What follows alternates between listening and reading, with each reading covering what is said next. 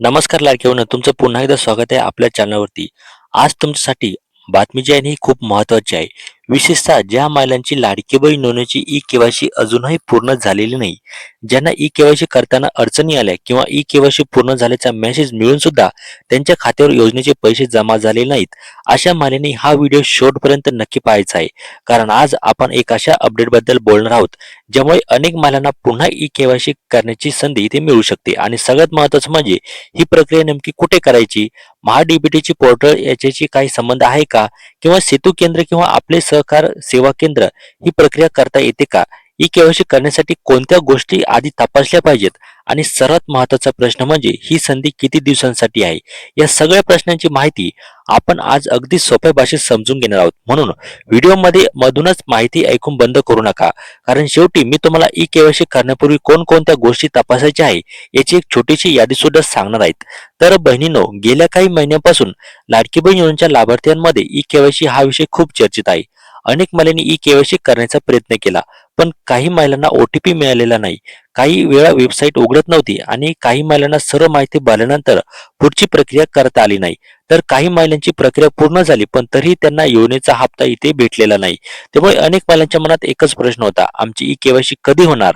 पुन्हा संधी मिळणार का? आणि ई-के-वाय-सी राहिली म्हणून योजनेचा लाभ कायमचा बंद होणार का? तर याच कारणामुळे आजची जी माहिती आहे ही खूप महत्त्वाची ठरते. कारण ई-के-वाय-सी करण्याची संधी मिळणे आणि तुम्ही योजनेसाठी पात्र असणे या दोन वेगळ्या गोष्टी आहेत. म्हणजे एखाद्या महिलेला ई-के-वाय-सी करण्याची सुविधा उपलब्ध झाली म्हणून ती महिला आपोआप योजनेसाठी पात्र ठरत नाही. तिची पात्रता शासनाच्या नियमानुसार तपासली जाऊ शकते. म्हणून फक्त ई-के-वाय-सी सुरू झाली एवढीच माहिती घेऊन निष्कर्ष काढू नका. आता पाहूया कोणत्या महिलांसाठी हा अपडेट विशेष महत्त्वाचा आहे. पहिल्या प्रकरणांमध्ये अशा महिला येतात ज्यांची ई-के-वाय-सी अजून बाकी आहे. दुसऱ्या प्रकारामध्ये अशा महिला येतात ज्यांनी ई-के-वाय-सी करण्याचा प्रयत्न केला पण तांत्रिक अडचणीमुळे प्रक्रिया पूर्ण झाली नाही. तिसऱ्या प्रकारामध्ये अशा महिला आहेत ज्यांना ई-के-वाय-सी पूर्ण झाल्याचा संदेश मिळाला पण त्यांच्या खात्यावर लाभाची रक्कम जमा झाली नाही.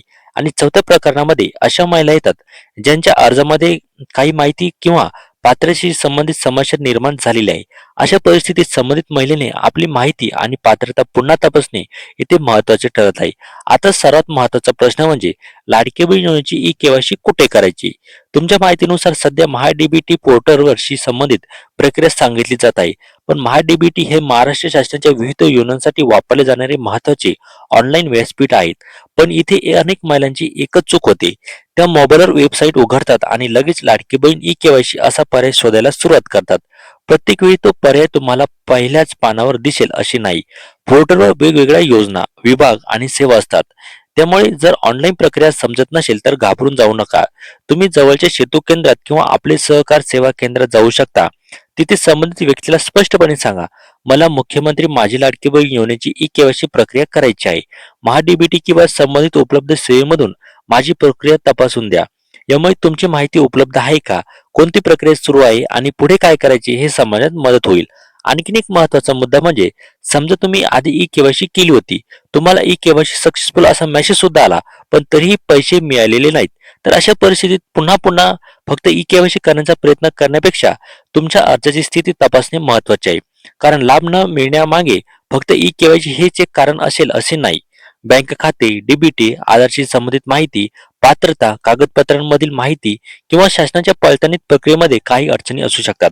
म्हणून ई-के-वाय-सी झाली म्हणजे पैसे लगेच येतील असा निष्कर्ष काढू नका. आता पात्रतेबद्दल बोलूया. बहिणीनो, कोणतीही सरकारी योजना असली की तिच्यासाठी काही पात्रता निकष असतातच. लाडकी बहीण योजनेतील शासनाने पात्रतेसाठी विविध नियम आणि अटी घालून दिलेले आहेत. तुमचे कुटुंब योजनेच्या निकषांमध्ये बसते का? उत्पन्न अटी पूर्ण आहे का? आणि कुटुंबातील वाहनासंबंधीची अटी लागू होते का? किंवा कुटुंबातील किती सदस्य लाभ घेत आहेत? किंवा त्यानंतर तुमची कागदपत्रे आणि अर्जातील माहिती ही योग्य आहे का? या सगळ्या गोष्टींचा विचार होऊ शकतो. म्हणून जर एखादी महिला पात्रतेच्या निकषांमध्ये बसत नसेल तर केवळ ई-के-वाय-सी करून तिला लाभ मिळेलच असे नाही. ही गोष्ट लाभार्थी महिलेने लक्षात ठेवणे अत्यंत गरजेचे आहे. आता बोलूया अंतिम तारखेबद्दल. या प्रक्रियेसाठी 12 डिसेंबर 2026 ही अंतिम तारीख सांगितली जात आहे. म्हणून ही तारीख जर अधिकृत पोर्टल किंवा शासनाच्या सूचनेत लागू असल्याची खात्री झालेली असेल तर महिलांनी शेवटच्या दिवसाची वाट पाहू नये. कारण शेवटच्या दिवसामध्ये पोर्टल मोठ्या प्रमाणात गर्दी होऊ शकते, ओ-टी-पी उशिरा येऊ शकतो किंवा सर्व्हर लोड येऊ शकतो किंवा केंद्रावर मोठी गर्दी येऊ शकते. त्यामुळे तुमची ई केवायसी बाकी असेल तर शक्य तितक्या लवकर प्रक्रिया पूर्ण करण्याचा प्रयत्न करा. आता मी तुम्हाला एक अतिशय सोपा प्रश्न विचारतो. समजा एखाद्या बहिणीने आज ई केवायसी करण्याचा प्रयत्न केला आणि ती झाली नाही, तर काय करायचं? तर सगळ्यात पहिले घाबरायचं नाही. दुसरं म्हणजे मोबाईल नंबर आणि आधारशी संबंधित माहिती तपासा. आणि तिसरं म्हणजे ओ-टी-पी येत आहे का ते एकदा तपासा. आणि पाचवं म्हणजे ऑनलाईन प्रक्रिया होत नसेल तर जवळच्या सेतू केंद्रात आणि आपले सहकार सेवा केंद्रात जाऊन प्रक्रिया तपासून घ्या. आणि सहावे म्हणजे फक्त व्हॉट्सअप किंवा युट्यूबवर आलेल्या मेसेजवर विश्वास ठेवू नका. सरकारच्या अधिकृत वेबसाईटवर किंवा अधिकृत सूचनेत माहिती तपासा. आता वयाबद्दलची काही प्रश्न महिलांच्या मनात आहे. योजनेच्या पात्रतेमध्ये वयाची अट महत्वाची आहे. विशेषतः एखाद्या लाभार्थी महिला वयोमर्यादेच्या बाहेर गेली तर तिच्या लाभाच्या स्थितीत बदल होऊ शकतो. म्हणून माझी ई केवायसी झाली आहे म्हणजे पुढेही कायम पैसे मिळतील असे गृहीत धरू नका. पात्रता वेळोवेळी शासनाच्या नियमानुसार तपासली जाऊ शकते. त्याचप्रमाणे नवीन पात्र महिलांबाबतही शासनाकडून काय प्रक्रिया सुरू आहे हे अधिकृत अपडेटमधूनच तपासणे योग्य असणार आहे. आता सर्वात महत्त्वाचा भाग म्हणजे ई केवायसी करण्यापूर्वी तुमच्याकडे काय असायला हवे. तर बहिणो, शक्यतो तुमच्या आधारशी संबंधित माहिती तयार ठेवा.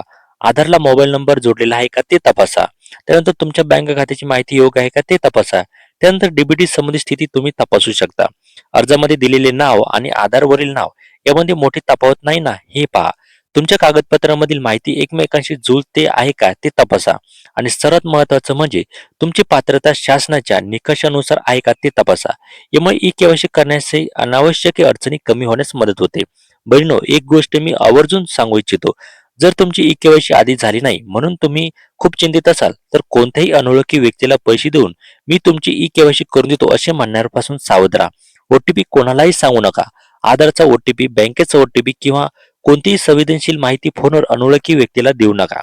सरकारी योजनेच्या नावाखाली फसवणूक करणारे लोकही असू शकतात. म्हणून प्रक्रिया अधिकृत मार्गानेच करायला हवी.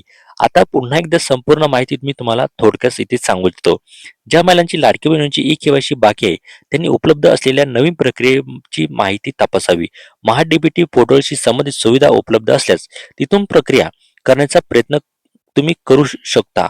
आणि ऑनलाईन प्रक्रिया समजत नसेल तर सेतू केंद्र किंवा आपले सहकार सेवा केंद्राची तुम्ही मदत तिथे घेऊ शकता. ई केवायसी झाली नाही म्हणून तुम्ही आपोआप पात्र ठरत नाही आणि ई केवायसी झाली म्हणून आपोआप लाभ मिळेलच असेही नाही.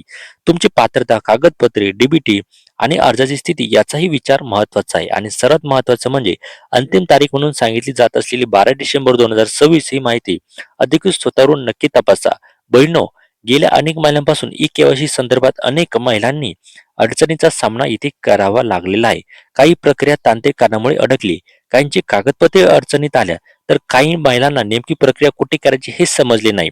त्यामुळे तुमच्या घरामध्ये, नातेवाईकांमध्ये किंवा गावामध्ये एखाद्या महिलेची ई केवायसी बाकी असेल तर हा व्हिडिओ तिच्यापर्यंत नक्की पोहोचवा.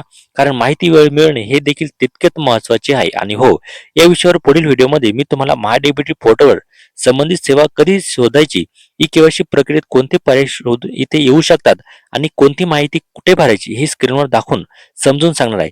त्यामुळे तो व्हिडिओ चुकवायचा नसेल तर चॅनलला सबस्क्राईब करून बेल आयकॉन दाबून ठेवा. व्हिडिओमध्ये दिलेली माहिती तुमच्या उपयोगाची वाटली असेल तर व्हिडिओला एक लाईक नक्की करा.